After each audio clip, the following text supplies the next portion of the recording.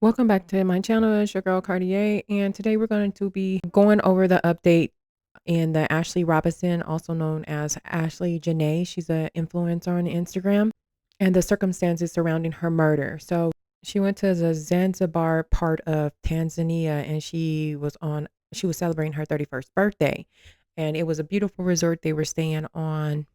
It looks like a safari type of resort. She was staying there with her boyfriend, Joe McCain, who proposed to her on the trip as well. So she celebrated her birthday and then he proposed to her.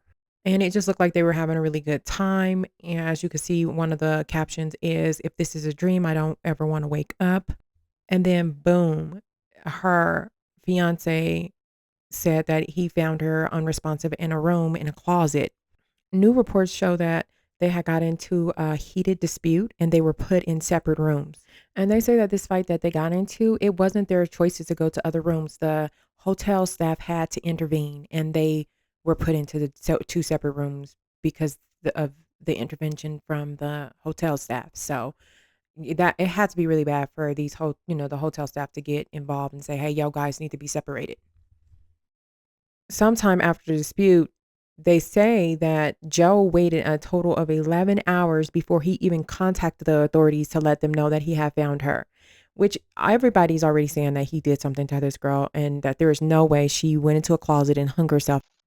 And people are blaming, white men in general. Other people say, like, it's not just white men that are killing their soon to be wives or their girlfriends.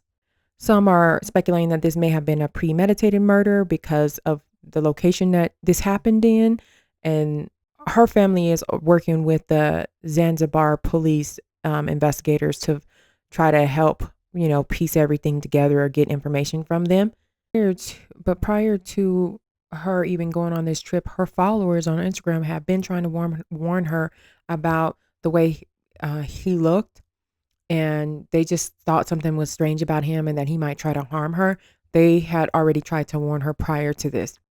But obviously, some of them were able to see through the pictures, or some of them were just taking a good guess because sometimes, you know, uh, there's a lot of white men that are known for killing their wives or their fiancés or whoever. So I just think some of it was just speculation, but it's sad that, her family has to go through this and now they have to fight all the way from America and work with these people. They say the government over there in Tanzania is, corrupt, and that you can pay investigators to say certain things because the family and her social media followers, well, shit, I'm not buying it either that she went in a closet and hung herself. I don't necessarily believe that it had anything to do with her being in an interracial relationship. I just think that's the highlight of the case because we have a black woman, a white man, and she didn't wound up dead, and he is claiming that it was some sort of suicide. But everything's not adding up. Like, why wouldn't you contact her family? Why did it take you 11 hours to do this? And he hasn't released any type of statement, or the family really didn't say much about what they were told by him.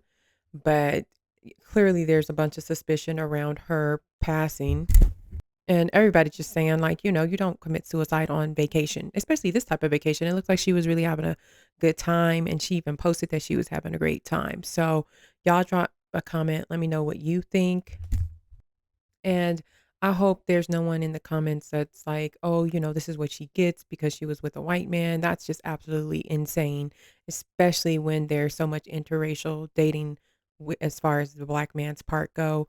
It just doesn't make any sense for you to say something that nasty and rude because she seemed like she was having a ball. I don't know the behind the relationship scene, if it was violent or what, but I felt like it went pretty far if this staff had to step in and say, "Hey, we got to separate you two. You guys are going to get your own rooms and go from there."